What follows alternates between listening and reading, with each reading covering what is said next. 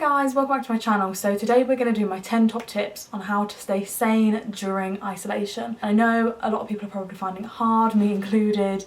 It's a very bizarre situation I feel like that we're all in, and just getting used to kind of being in our own company. But I basically made a list of 10 things you can do to try and stay sane, keep your mental health up, and yeah, just get you through this bizarre time period. I just want to let you know, by no means am I doing all 10 of these, but these are like 10 tips that should help you stay sane in isolation, but it doesn't mean that I'm doing all of them. In fact, I'm struggling with quite a few. Number 1, get into a routine. So make sure you're going to bed, you're not staying up till 4 AM.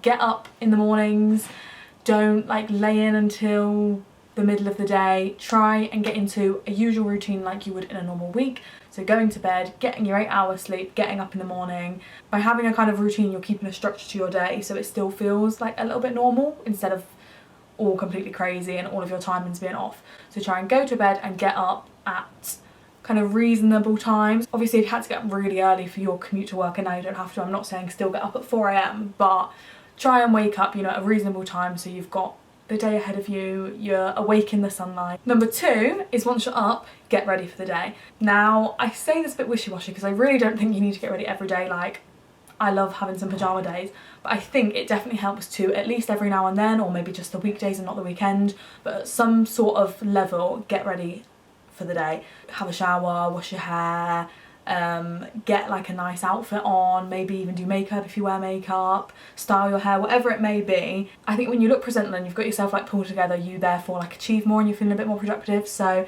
if you start your day off right, the rest of the day will go well. Number 3 is to set goals for the day or the week. I think it's very easy to try and set really big extravagant goals while we're on quarantine, but I think if you just focus on something small each day, so you've got a little goal to do, so that might just be wash the car or sort out your drawers, or film a YouTube video, or just any little thing, even if it's something like really small, like I want to finish that chapter of that book.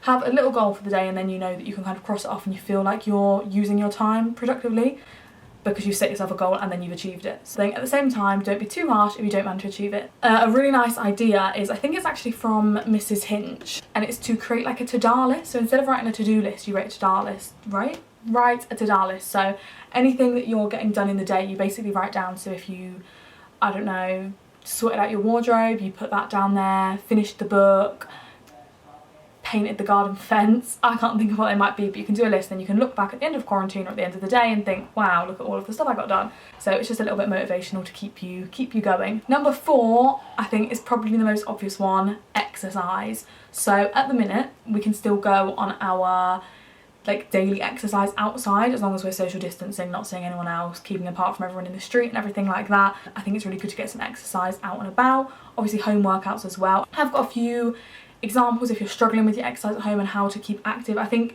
it's really easy to not notice how much more we're sat around when we're at home. Like, you're not walking to work, you're not, I don't know what your job entails, but you're probably moving around a lot more than when you're just at home watching Netflix. So I did put a little poll on my Instagram to see how you're all staying and keeping fit. So the most common one is obviously Joe Wicks. So 9 AM every day on YouTube. Joe Wicks is, you probably already know because everybody's watching it, but Joe Wicks is doing like a little P for the nation. So go and check him out because they're actually quite good exercises and they're not just for kids. Yoga like instructors that people said they were liking is Yoga with Adrian, I don't know how you say it. She's doing some like YouTube tutorials on YouTube. I'll link all of these down below if you want to have a look. And then somebody else said an app called Yoga with Yoga. I'm not sure if that's how you say it. I haven't tried it myself, so I don't know if it's any good, but somebody has recommended that to me. Other apps that people are enjoying is Stand Up, which is basically an app, I believe, that reminds you to like get up and move if you've been sat down for too long.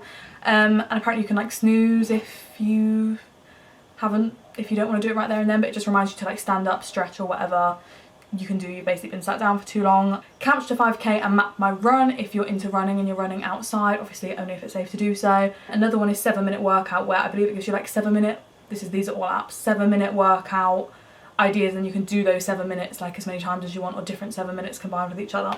And another one is Shreddy, so like Grace Fit's brand on Instagram. Like, I'll put some sort of link to all of these in the description, but she did like a 14-day workout, or she's posting a lot on Instagram, so I'm actually having a look at that one because that does sound quite good. Oh, okay, and I've just quickly checked that we've had any more responses. Somebody has said, get fit Gabby for workout videos on Instagram. For some feel-good motivation, try Blogilates. Quite a lot on the internet. There's millions of people who are doing similar sort of things. They're just the ones I've heard about or people have told me have been good. So there is plenty out there if you're struggling and you can't sort of like put your finger on how you can exercise. I know everyone's into different things, so some people might want to run, some people might want to do yoga. I'm not going to lie, my dancing to TikTok in the garden is what's keeping me fit. But whatever it may be, find what works for you, and then yeah, see what resources are out there, because there's actually quite a lot of brands as well are doing a lot of like free content instead because of this time, so there's actually quite a lot that's like easily accessible, which is good. Number 5 is that we are socially distancing, but you don't need to distance yourself socially, in that you can still talk to people, just not physically distant. That was really badly worded. Basically, make sure you're FaceTiming people, messaging, ringing, texting, checking up on people, but make sure people are checking up on you. You just need to make sure you're having lots of interaction with people, especially if you're living on your own, but even if you're not, catch up with friends. I actually think it's a really nice time to like catch up with old friends as well. There's so many people from school who I haven't spoken to in like so long, and I've popped them like a message this week just because I feel like anything goes in quarantine. Like, just check up on everyone, see how everyone's doing. Number 6 is create a list of things you could do when you're in a positive mood. So a really extensive list of all the things you could do. So it could be to, I'm really sorry about the sun that keeps coming on me by the way, it could be to like finish a book, or it could be to learn a language, it could be to finish painting the spare bedroom, tidy your wardrobe, big things, small things, literally anything, whatever takes your fancy. Declutter your phone, declutter your Instagram, revise, research, whatever it might be. Do a hair mask, fake tan, anything. Put it on a massive list, and then when you're feeling a bit down and a bit of a loose end and you don't really know what to do, you can refer back to this list that's really long and hopefully find something on there, and you'll know there's actually quite a lot of options to what you can do and you're not stuck doing nothing. Number 7 kind of links to that, and that's like try a new hobby. You're probably never going to have this much spare time, especially if you're not working anymore, to try something new. So is there a language you want to learn, or something you've been putting off, like maybe some new sort of like learning? Any way you can better yourself as a person, especially if there's something you can do like career wise that's going to like step you up a notch. This is probably the perfect time to do it, so make the most of this opportunity, because we'll probably look back on this in a year and think, oh, I could have actually learnt that thing when I had all of that free time. Number 8 is try to vary things up. So as much as I've said stay to a routine, I actually think you need to stick to a routine but also spice things up every now and then. So instead of sort of like watching Netflix all day every day, think like on a Monday I'm going to be having like a movie night with my sister, like if you live with them.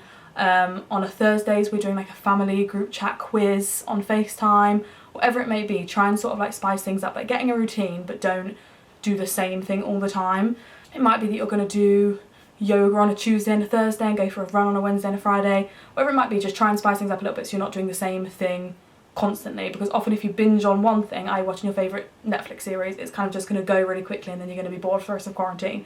So try and sort of like split things up, have a bit of variety, still have a bit of a schedule, but just make your day a little bit more bearable by splitting things up a little bit.